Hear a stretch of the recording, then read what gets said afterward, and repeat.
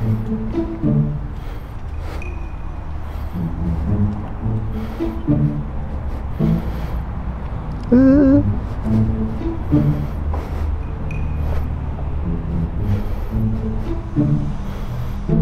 na ipinagbabawal na technique. Hindi ako taga dito. Ayun. Minsan bobo din eh, no? Minsan talaga eh. Ayun, mayroon dun. Pwede.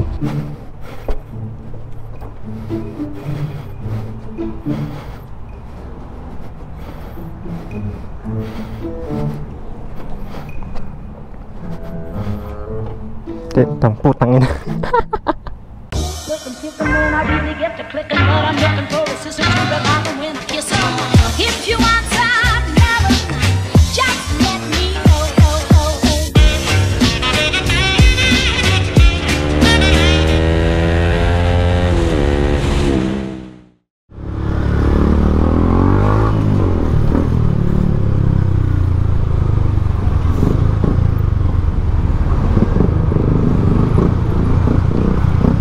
Mga lane splitting na ganito dapat ano ka na eh, attentive ka sa lahat ng nasa paligid mo eh. Welcome to C5. So pag nagkataon may bumulaga sa'yo dyan, ako po, delikadong delikado.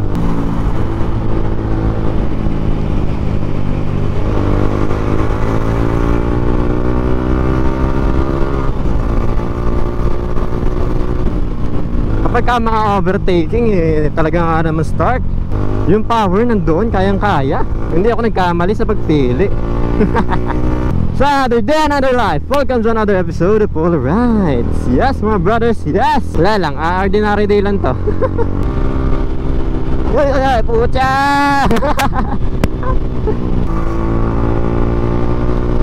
Pacing ko lang naman lagi ganito. Antayin nyo lang talaga kapag ako'y nakapa-ECU na. Hindi, bago ako magpakabit ng ECU, ipapaano ko muna to. Siyempre, change oil, papag-ayos ko muna lahat. Then sa ako papalagyan ng ECU. Kaya pinag-iisipan ko pang anong ECU eh, pero depende pa yun sa i-recommend ng mekaniko ko eh. Siyempre, ayoko naman magmagaling, saka isa pa, sila mas nakakaalam nun. Ayoko nang anuhin yun, ayoko nang, kumbaga ba, ayoko nang pakialaman yun kasi siyempre, sila may alam dito sa makina ni Start. Yan, so shoutout sa Moto FI Trading, no? Para sa pag-aalaga ng aking motor na si Start. Doon ako lagi nagpapa-maintenance. Speaking of maintenance mga brothers, no? Meron bagong bukas na shop sa may Quezon City. At yung mga may-ari no, ni Stropa. Kung kilala nyo or familiar kayo sa pangalan ng News Moto, yung magkapatid na yan, sila ang may-ari ng Racecraft. Sabi nga ni Dexter, Racecraft. Ayan, yung Racecraft. Yan. So sa madaling salita, parang sa pagkakaintindi ko, base doon sa pangalan ng kanilang motorcycle shop, Racecraft. Siyempre yun yung pinaka-craft eh. Kumbaga yung pangangarera yun yung pinaka-art. Tapos yung pinaka-craft is yung motor. Sa mga karera, yan, sa mga competitions, yan, championship, mga ganyan-ganyan. Wow! Ang gago po tayo na. Nakagdanon pa siya ko, eh! Nakayo ko, eh! Ang bilis ng motor niya, eh! Ay, nakapa. Tama, speaking nun, you made my day, ah. Ngayon lang ulit nakakita na airplane na sobrang lapit. Hindi naman ganun kalapit, pero woo! So Racecraft, no mga brothers, no. Andyan siya, ito located yung kanilang shop. At ito yung unang bisita ko sa mismong binaka-shop nila. So may mga binibenta rin sila dito na motorcycle parts at mag. Ayun, at siya nakita ko na nga yung gustong ipalit na mags dito eh. So sobrang gaan niya eh. Yung G-Ren na G-Ren hard alloy. Yan, parang gustong ko palitan niya yun. At syempre nagki-cater din sila ng motul. So may mga ibang rin sila, pyesa na pang motor. Yung nakakatawa lang kasi talaga sa industriya ngayon ng pagmumotorista, sobrang lawak na, sobrang laki na ng industriya ng pagmumotor. Yung baga, dahil na rin sa pandemic, kaya ganito. So shout out sa magkapatid na News Moto, no? Sa likuran ng News Moto na yan, ng magkapatid na Cialcita Brothers. Nax. Oopsie, padaan po. Nagaan na tayo, pupunta tayo ng West Service Road. Saba na tayo, paparanyake tayo. Yan. So parang ano no, first time lang makikita tong ano na to, daanan na to sa akin ulit. After a long time. A long while pala. Speaking of motorcycle upgrade no mga brothers, yung baga mga pyesa na gustong ipalit dito sa aking pinakamamahal na si Stark, or yung baga parang upgrade na gusto kong gawin dito. Syempre yung iba, mga nagawa ko na yung mga gusto ko talagang pyesa dito, tulad nitong domino switch na to na nabili ko sa Shopee, Lazada, yan, domino switch. Magtatanong kayo kung paano to nai-install dito. Actually hindi ko na nagawan ng video kasi sobrang excited ko na magawan to ng ano no, magawan ng video. Ay fuck, ba't ako dumiretso? Mali! Ba't ako nagsalis? At ayan na nga, layo na ng ikot ko. Putya, ba't ako nagsalis? Okay lang, tingnan natin yung ano, NAIA International Airport. Talagang yan, adventure na yan. Tignan ko lang yung ano. Actually, titignan ko lang talaga kung anong meron dito. Wala namang ano. Hindi naman ako nililigaw, hindi ako nagkamali ng daan. Magkakamali. Wala magkakamali! Ba't ka dito dumaan? Kalkulado mo na yung daan eh. Okay lang yan. Yan, first time in Polarized channel. Ngayon ako nakadaan dito sa ilalim ng Skyway. May ano pa naman eh, may daan naman eh. Huwag ka lang talagang magkakamali na dumaan sa expressway, ha? Okay? Ha? Okay? Hindi tayo papasok ng ano. Eh pucha ma.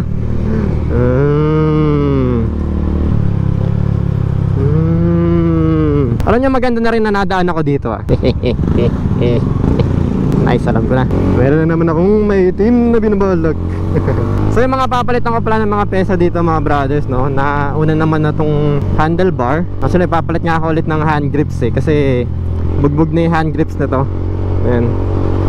Tapos yung side mirrors ko, plano ko na rin magpalit. Pero ganun pa rin, bar end pa rin. Tapos may blind spot mirrors pa rin naman. Kasi na nga, itong domino switch ko na to, yan, nabili ko siya sa Shopee, Lazada. Pagkakatanda ko 1-2. Kung maghahanap naman kayo ng installation nito mga brothers no, wala akong nagawang installation video na ito noon. Kasi sobrang excited ko dito sa ano na to, sa setup na to. Yung mga ibang wirings nito ako na mismo nagkabit. Tapos dinala ko na lang siya dun sa isang episode ko sa May Kalumpang na pinarewire ko sa kanya, kasi may hindi ako makuha kung saan ko itatap ng tama yung ano, yung pinaka wire niya. So pag bumili kayo ng ganito mga brothers no, wala siyang, hindi siya plug and play. Magre-rewire talaga kayo kasi terminal yung nakakabit sa kanya, hindi yung mga plugs. Saka may mga madadagdag kasi sa ano, sa switching nyo. Itong pass light, itong kill switch, yan, madadagdag. Tapos yung pagpatay din ng ano, ng headlight, yan. Tapos sa likuran naman meron naman akong signal light niya is naka LED strip lang. Pero plano ko na rin siyang palitan kasi ang dilim niya, hindi siya ganun ka-visible sa ano no. Hindi siya ganun ka-visible sa may likuran. Kaya papalitan ko na rin siya ng mas kita, pero ano pa rin, maliit pa rin. Malakas lang yung ilaw, 'di ba? Kasi ang gusto ko talaga dito mangyari is maging sexy back. Plano ko na nga magpalit ng ano yun, ng mudguard eh. Pero sa ano na yun, sa summer na yun, pag naka ano na, luwag-luwag na or may extra na talaga ako. Sa ngayon kasi talagang ang priorities ko sa mga gastos is yung ano ko muna, daily needs. So yun, itong shifter, yan, yung MVR1 single shifter na S2, na copy nung RCB na S2. Yan, kung gusto nyo panoorin yung mga videos na pinagsasabi ko dito mga brothers na regarding sa mga accessories na nakakabit dito, ayan, nasa description box yung mga link na yan, para kung gusto nyo panoorin. Feel free to comment and share para sa mga tropa natin na gusto rin gayahin yung ganitong setup, or may specific na setup lang na gustong gayahin. Kumbaga parang ano, magkaroon kayo ng idea kung ano yung magiging itsura sa motor nyo, tapos yung mga pros and cons na rin, di ba?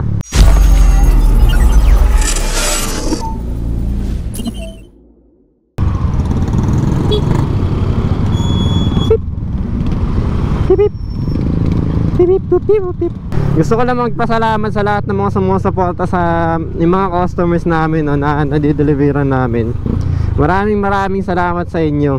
Maraming salamat. At maraming salamat din sa pagre-recommend sa mga tropa no. Talaga nga naman napaka-booming yun, napakagaling. Saka ano na rin, maraming salamat na rin sa mga tao na pumapayag sumama sa vlog. Yan, konti na lang, malapit na tayo sa aking deliveran. Ang order ng bumili sa akin ngayon ng Chinmount is yung kanyang Spider Shift 3. Nako po. Ano yun sa kanila? Skinita.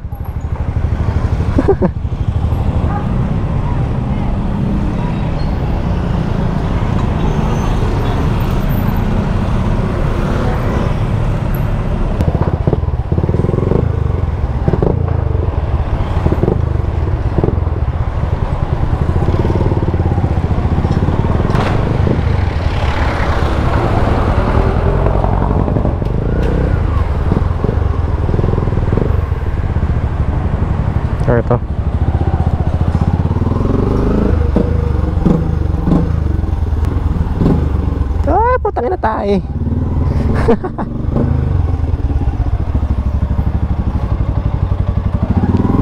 Kabilang side po yung ganito, lapisahin na patabi po ng Palawan Express. Ay.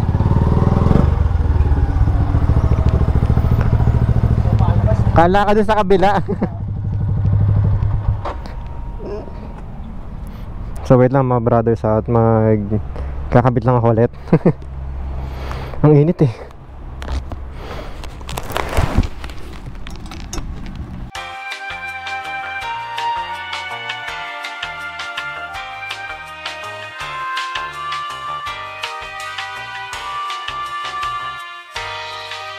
Ngayon, paano tayo bubelta? Pwede naman ata bumelta dito eh, no? Ang hirap no? Haba ng motor ka eh. Kaya ba? Alanganin. Ano ko bubelta? Ako patras. Ito, rider tayo eh. Ano ko bubelta, doggy? Hindi pa naman big bike ang dala natin eh. Kapag big bike yan, saka ka ang problema. Kaya panto. Naka-primera. O tayo na para to.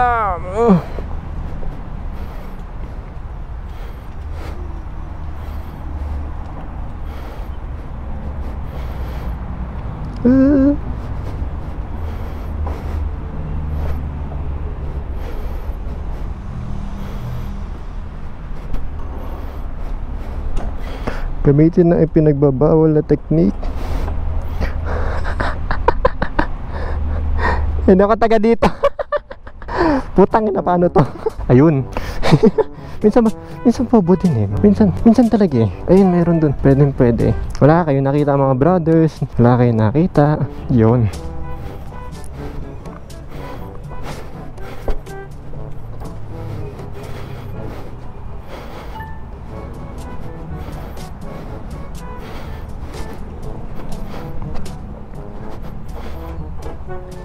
Putang ina. Alam mo yung diskarte, ha? Alam mo yung diskarte. Ito, dito. Pasok mo sa kabila yan. Tapos, sa stand mo, yan. Saka may ikot. No? Ikot. Yan. Minsan alam yung nagiging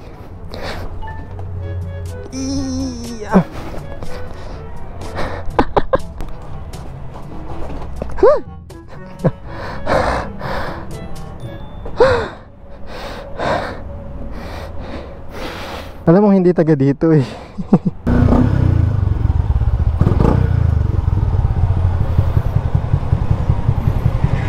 Thank you.